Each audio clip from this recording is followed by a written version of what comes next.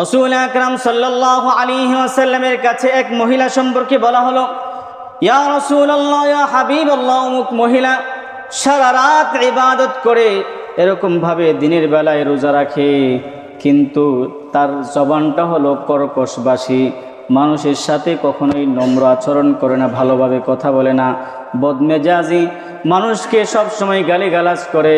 রাসূল আকরাম সাল্লাল্লাহু আলাইহি ওয়াসাল্লাম বলেন, তার মাঝে কোনো কল্যাণ নাই, কোনো কল্যাণ নাই।